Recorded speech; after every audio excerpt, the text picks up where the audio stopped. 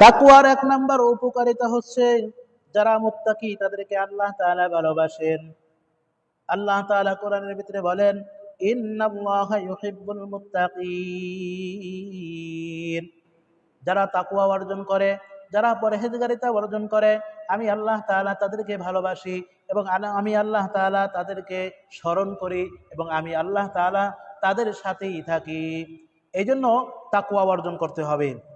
তাকওয়ার 2 নম্বর উপকারিতা হচ্ছে আল্লাহ তাআলা সব সময় তাকওয়া যারা অর্জন করে তাদের সম্পর্কে প্রশংসা করেন এবং ফেরেশতাদেরকে তাদের সম্পর্কে প্রশংসা করার কথা বলেন। এই জন্য আমরা তাকওয়া অর্জন করতে পারলে আল্লাহ তাআলা আমাদের জন্য প্রশংসা করবেন এবং ফেরেশতাদেরকেও বলবেন আমাদের জন্য প্রশংসা করার জন্য। রাসূলুল্লাহ সাল্লাল্লাহু আলাইহি ওয়াসাল্লামের হাদিসে রাসূল সাল্লাল্লাহু আলাইহি ওয়াসাল্লাম বলেন, যেই ব্যক্তি তাকওয়াবান হবে, যেই ব্যক্তি পরহেজগারিতা অর্জন করবে, আল্লাহ তাআলা প্রথমে তাকে ভালোবাসবেন, আল্লাহ তাআলা তাকে প্রশংসা করবেন এবং ফেরেশতাদেরকে বলে দিবেন, হে ফেরেশতারা, আমি অমুক ব্যক্তিকে ভালোবাসি, অমুক ব্যক্তির প্রশংসা করি, তোমরাও তাকে ভালোবাসো, তোমরাও তাকে প্রশংসা করো। এভাবে ফেরেশতারা এসে জমিনে যত ফেরেশতা আছে সকলের কানে কানে বলে দিবেন যে আল্লাহ তাআলা একে ভালোবাসেন, এর জন্য প্রশংসা করেন, তোমরাও তাকে প্রশংসা করো, তাকে ভালোবাসো। এভাবে করে মানুষের অন্তরেও আল্লাহ তাআলা সকলের অন্তরে ঢুকিয়ে দিবেন যে আমি ওই ব্যক্তিকে ভালোবাসি, তোমরাও সকলে তাকে ভালোবাসো।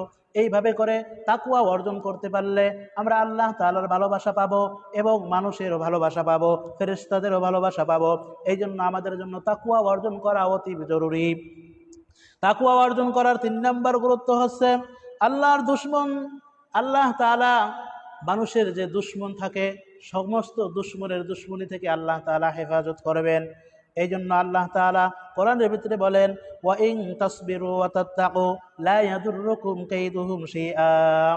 যেই ব্যক্তি আমি আল্লাহ তাআলার উপরে পরহেজগারিতা অর্জন করবে, যেই ব্যক্তি আমি আল্লাহ তাআলাকে ভয় করবে, যেই ব্যক্তি তাকওয়া অর্জন করবে, দুনিয়াতে যত মানুষ তার বিরুদ্ধে খারাপ মন্তব্য করুক, তার বিরুদ্ধে ক্ষতি করার চেষ্টা করুক, আমি আল্লাহ তাআলা সমস্ত ক্ষতি থেকে তারে বাঁচিয়ে নেব।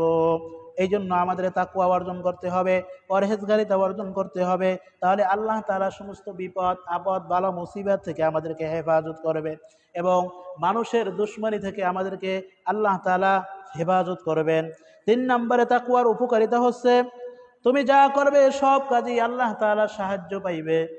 এই জন্য তাকওয়া পরহেজগারিতা অর্জন করে যেই ব্যক্তিরা সব সময় যেই কাজ করে দুনিয়াতে সমস্ত কাজে আল্লাহ তাআলার সাহায্য পা থাকে। আল্লাহ তাআলা কোরআনের ভিতরে বলেন, ইন্নাল্লাহা মা'আল্লাযীনা তাকাউ ওয়াল্লাযীনা হুম মুহসিনুন। যে আল্লাহ তাআলার পরহেজগারী বান্দা যারা, আল্লাহ তাআলা তাদেরকে সমস্ত কাজে সাহায্য করেন।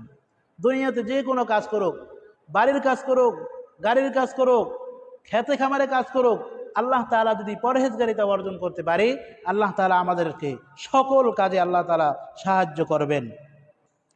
4 নম্বরে পরহেজগারিতার উপকারিতা হচ্ছে দুনিয়ার সমস্ত বিপদ আপদ বালা মুসিবত থেকে আল্লাহ তাআলা তাকে হেফাজত করবেন। আল্লাহ তাআলা বলেন, ওয়া মান ইয়াত্তাকিল্লাহা ইয়াজআল লাহু মাখরাজা।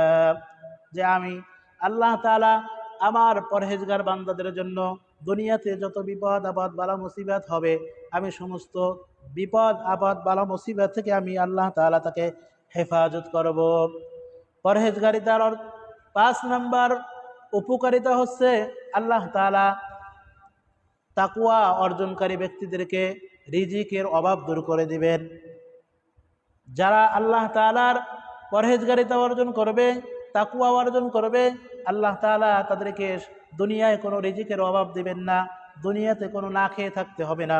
আল্লাহ তাআলা কোরআনের ভিতরে বলেন, ওয়া ইয়ারযুকহু মিন হাইসু লা ইয়াহতাসিব।